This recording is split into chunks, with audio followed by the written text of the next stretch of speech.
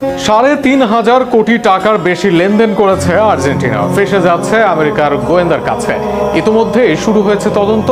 আমেরিকার মাটিতে বসেই প্রায় ৩,৬০০ কোটি টাকার বেশি অস্বাভাবিক লেনদেন করেছে আর্জেন্টাইন ফুটবল ফেডারেশন। মেসিদের বোর্ডের ওপর এই তদন্ত নিয়ে আরও থাকছে প্রতিবেদন। বিশ্বকাপে আর্জেন্টিনার পারফরমেন্সের আড়ালে দেশটির ফুটবল প্রশাসনে নেমে এসেছে নতুন ঝড়।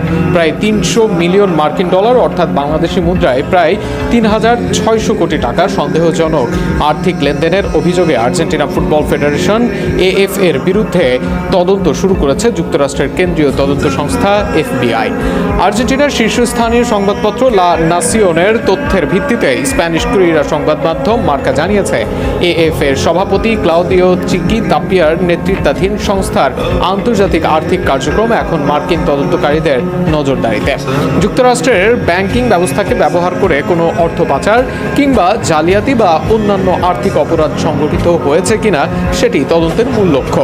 প্রতিবেদন অনুযায়ী তদন্তের কেন্দ্রবিন্দুতে রয়েছে ট্যুর প্রোড এন্টার এলএলসি নামে একটি থিয়েটার প্রযোজনা প্রতিষ্ঠান। গত কয়েক বছর ধরে প্রতিষ্ঠানটি এএফ এর আন্তর্জাতিক বাণিজ্যিক চুক্তি থেকে প্রাপ্ত অর্থ সংগ্রহ ও পরিচালনার দায়িত্ব পালন করে আসছিল। সেই আর্থিক কার্যক্রম নিয়ে এখন প্রশ্ন উঠেছে। তদন্তে যুক্ত কর্মকর্তারা বিভিন্ন ব্যাংকের নথিপত্র পর্যালোচনা করে দেখেছেন যুক্তরাষ্ট্রের ৫টি বড় আর্থিক প্রতিষ্ঠান Citi bank, Synovus, Bank of America, JP Morgan এবং পিএনসি ব্যাংকের মাধ্যমে অন্তত ২৬০ মিলিয়ন ডলারের লেনদেন হয়েছে।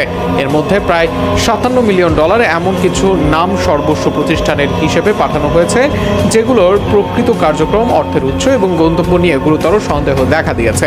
ওয়াশিংটন ডিসি ও ফ্লোরিডার ৩ জন জ্যেষ্ঠ ফেডারেল প্রসিকিউটর তদন্তের প্রাথমিক ধাপ পরিচালনা করছেন।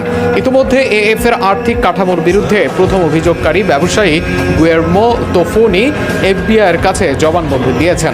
এদিকে যুক্তরাষ্ট্রের বিচার বিভাগ বিষয়টি আরও বিস্তৃতভাবে তদন্তের অংশ হিসেবে আর্জেন্টিনার বর্তমান প্রেসিডেন্ট হ্যাভিয়ার মিলেই সরকারের সাবেক কয়েকজন কর্মকর্তাকেও জিজ্ঞাসাবাদের জন্য তলব করার বিষয়টি বিবেচনা করছে। তবে এএফএ এখনো পর্যন্ত এসব অভিযোগের বিষয়ে আনুষ্ঠানিক কোনো বক্তব্য দেয়নি। প্রসঙ্গত, আর্জেন্টিনার প্রায় বেশিরভাগ গুরুত্বপূর্ণ জয়ই বেশ প্রশ্নবিদ্ধ।